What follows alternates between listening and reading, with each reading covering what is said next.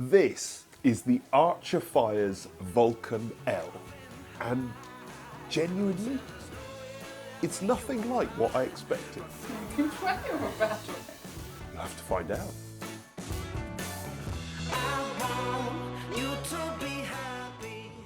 This stove is completely handmade in Britain. The steel is rolled in Britain, even the castings are cast in Britain. The only thing that might not be completely British are things like the glass and the fire ropes.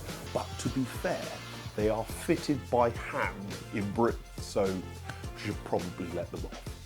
Okay, let's light this very special thing. And let's not forget my very nice little cubbyhole where I've got all my things for lighting. So, as always, start with some larger small logs on the base, a little campfire, and then we'll have a fire lighter.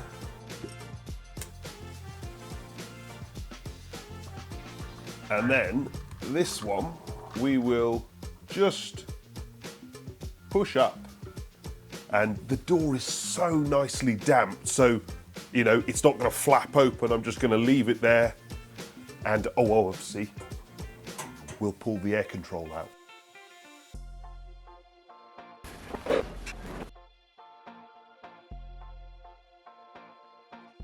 Okay, it's lit. As you may have seen, partway through I shut the handle. We've still got the air vent fully out, but at this point we push it home and we cruise. They make this stove in some really smart colours. I think blue is perhaps my favourite. They're obviously designed as wood-burning stoves, but it does have a little grate and a very convenient ash pan as well, which looks awesome. Whilst you're moving stuff around, you can see it filling up. You can get black or stainless steel handles, you can get direct air, it has a 5-year warranty, and it has fantastically small distances to combustibles, making it a pretty easy installation almost anywhere. This is a high efficiency stove at 83%, obviously eco-design and DEFRA approved, and it burns beautifully cleanly. Not only is it spotlessly clean on the glass, but the biggest thing I've noticed, which I wasn't really expecting it to be, quite surprising as it was, is the ash production. It produces hardly anything. So not only is it just clean to look at, it's very, very crisp feeling. I know I've mentioned it, but I love that if I stop the door there, it doesn't move. It's solid, it's damped perfectly. So it's really clean and crisp, but also just in your, this is a showpiece, and having something covered in ash is obviously not the look we're going for.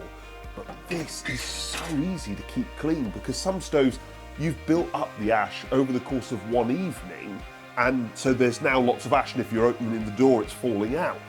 But in this stove, I've run it for several days, several evenings, and still not had a problem with ash. I actually had to take ash from another stove and pour it into the ash pan to fill the ash pan up for filming. It's very clean. Okay, so it comes with some gloves, which is very, very nice, but actually the main control and the handle do stay cool, so that's quite convenient. First thing to talk about is the ash pan. Now, this will get hot. As I've mentioned, you're not producing ash at a quick rate. So this is something that you might empty, once a fortnight. No, not once a fortnight. Once a month, maybe even less than that. And you're going to do it when it's cold. The key thing about that is just do it with some force. Don't pussyfoot around. It's a strong, heavy thing. If you do it all gently, you'll struggle to get it in. If you just shove it home, there's no problem at all. The other thing I really like is how perfectly damped these doors are. Wherever you position them, they stay exactly put where they were. And that feels like a small thing, and who knew? I wasn't expecting that to be such an important thing. But it's the first stove like it, and I love the feature. It's so annoying, a door, like, move, you know, if the stove's slightly off level and it's just flapping around, moving about, or if it's sprung and it wants to hit your arm when you're reloading it. This, I open the door, and it doesn't matter where I put it, it ain't moving. It's absolutely where I left it. Now that brings us on to another thing, because clearly there's no spillage issue. Nothing at all. It's absolutely spotless.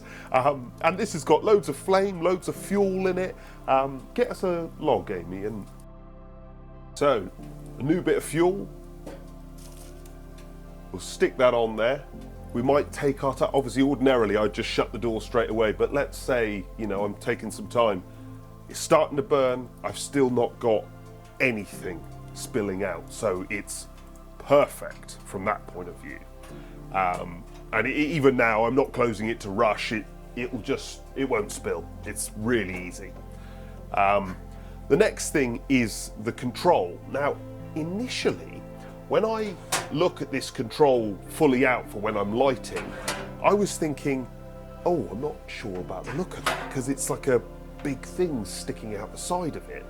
And actually, what's interesting about this stove is it's not built with control in mind, necessarily control for you and I. It's built with air management in mind. So the moment this thing's up to temperature, you close it, and that's how it stays. And what this stove is focused on is making those flames spill around and look absolutely stunning, making this glass always perfectly clean, making the whole stove look really crisp and perfect all of the time. It's not going to turn everyone on, because it's not sort of shut it down and tick it over. But to be fair, this product was never designed with that in mind. It's designed with completing a room and making something look and work fantastically.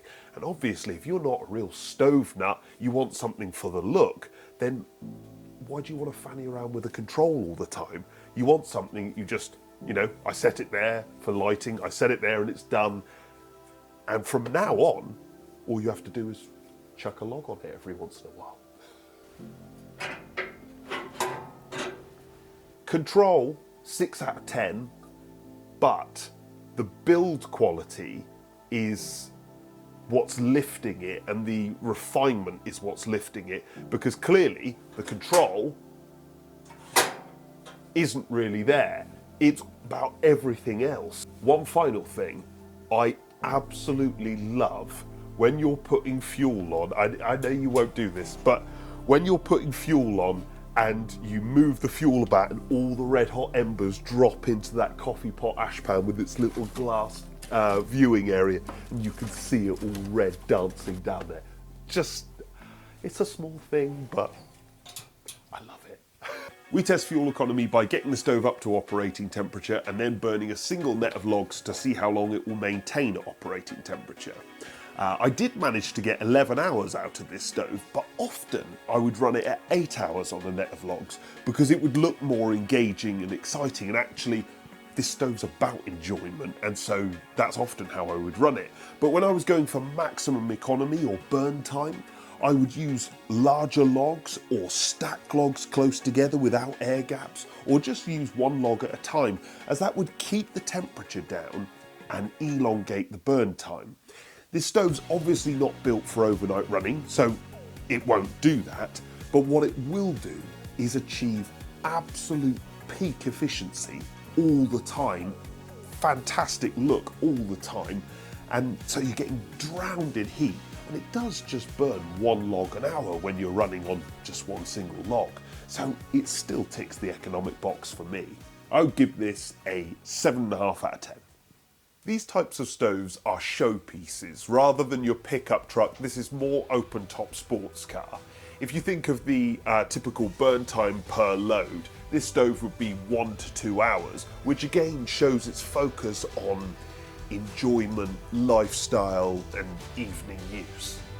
If you're that type of buyer, then this stove really doesn't disappoint. I cannot stress how much I enjoy using the stove.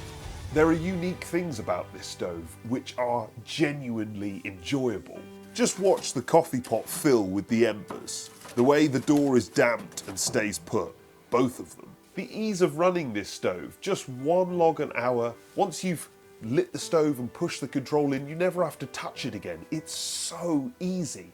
And then it's clean, always clean. It burns down to nothing. You come down in the morning and there's next to no ash and no unburned embers left. It's always spotless. And then when you do eventually have to clear the ash, that's easy. And the whole thing just sort of pieces together like this interesting conversation piece.